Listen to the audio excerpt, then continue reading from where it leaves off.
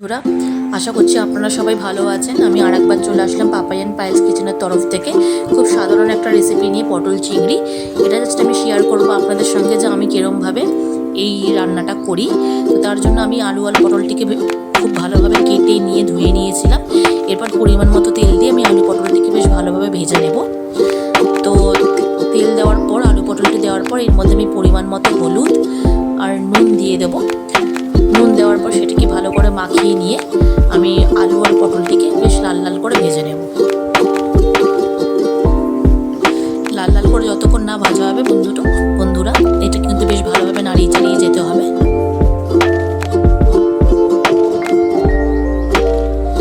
আমি কিন্তু বাড়িতে যখন আমি আমার আলু পটলটা করি এরকমভাবেই করি। এটা কিন্তু খেতে কিন্তু ভালোই হয়, বেশ দারুণ লাগে। আমাদের সবার খুব পছন্দের একটা রেসিপি। দেখুন আমার কিন্তু আলু পটলটা বেশ ভালো লাল লাল করে আমরা ভেজে নিয়েছি। এরপর কড়াইতে যা তেল ছিল আরও 1 চামচের মতো তেল দিয়ে আমি এর মধ্যে দিয়ে দিলাম চিংড়ি মাছগুলো। এবার চিংড়ি মাছগুলো আমরা হালকাভাবে ভেজে একটা জায়গায় তুলে নেব।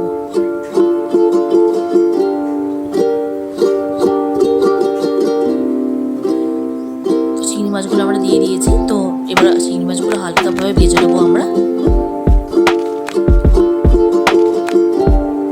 চিংড়ি মাছ কিন্তু এমন একটা মাছ যে তরকারিতেই আপনারা দেবেন না কেন, ওই তরকারি কিন্তু টেস্টটা পুরো চেঞ্জ হয়ে যায়।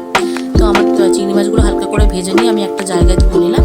এবার ফোড়নে আমি দেবো গোটা জিরে, একটা শুকনো লঙ্কা, তেজপাতা আর গোটা গরম মশলা, যেটা হচ্ছে গোটা এলাচ, দারচিনি আর লবঙ্গ। ফোড়নটা কিন্তু ভালো করে ভাজা হয়ে যাওয়ার পর একটা ভালো গন্ধ ছাড়বে। আপনারা বুঝতেই পারবেন যে ফোড়নটা বেশ ভাজা হয়ে গেছে। এরপর আমরা দিয়ে দেবো পরিমাণ মতো পেঁয়াজ। পেঁয়াজটাকে বেশ কিছুক্ষণ ওই তেলে ভেজে নিতে হবে, যতক্ষণ না পেঁয়াজের রঙটা একটু না পরিবর্তন হয়।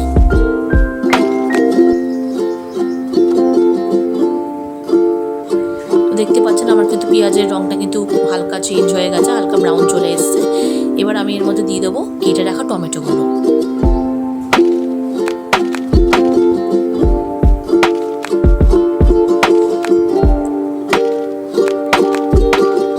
বেশ কিছুক্ষণ নাড়িয়ে চাড়িয়ে নেব, টমেটো যতক্ষণ না পর্যন্ত হালকা সেদ্ধ হয়ে যায়।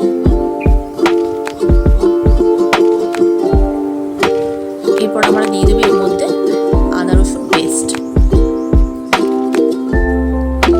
তো এর মধ্যে পরিমাণ মতো আমরা আদা রসুন পেস্টটা দিয়ে দিলাম। এবার এটাকে বেশ ভালো করে কষাতে হবে যতক্ষণ না পর্যন্ত আদা রসুনের যে গন্ধটা থাকে, কাঁচা গন্ধটা যতক্ষণ পর্যন্ত না যায়। আর এর মধ্যে এবার আমরা দিয়ে দেবো পরিমাণ মতো নুন।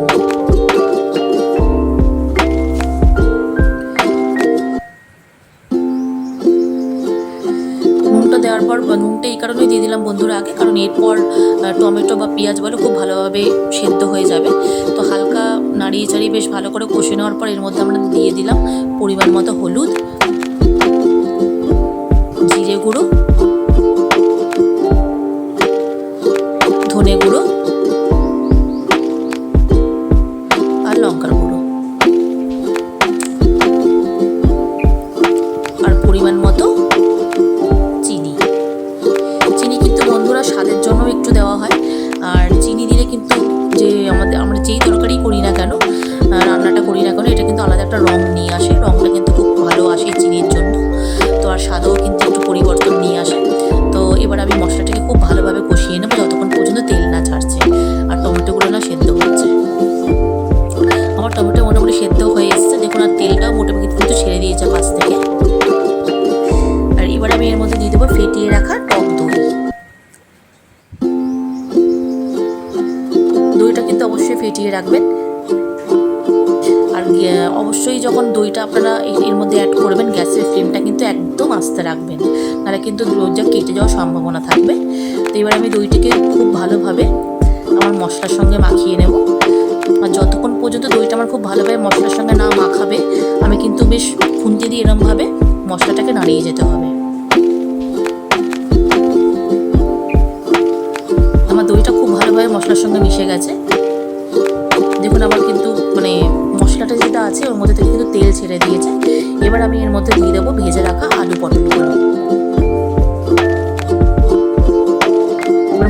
সঙ্গে আলু পটলগুলো খুব ভালোভাবে কষিয়ে নিতে হবে।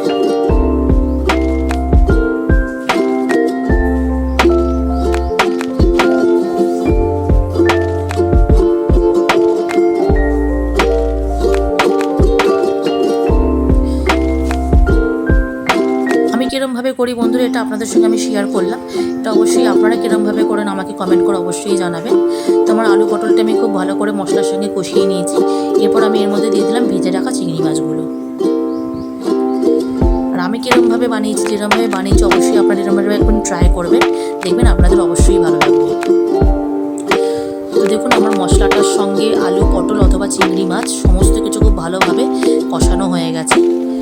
তেল ছেড়ে দিয়েছি আমার। দেখুন আমি এর মধ্যে দিয়ে দেবো এবার সামান্য পরিমাণ মতো জল।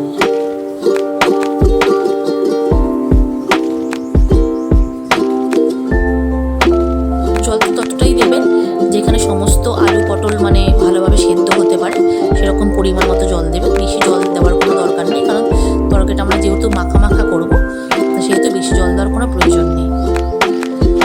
তো আমার কিন্তু দেখুন এটা ফুটে গেছে। এবার আমি একটা ঢাকনা দিয়ে 15 থেকে 20 মিনিটের জন্য এটা ঢেকে রেখে দেবো। তো 15 থেকে 20 মিনিট পর দেখুন বন্ধুরা আমার ঢাকনাটা সরিয়ে দিয়েছে। আমার কিন্তু তরকারিটা পুরো রেডি। তো আমার এই রান্নাটি যদি আপনাদের সকলের ভালো লেগে থাকে অবশ্যই আমার এটিকে লাইক শেয়ার অথবা কমেন্ট করবেন অথবা সাবস্ক্রাইব করবেন।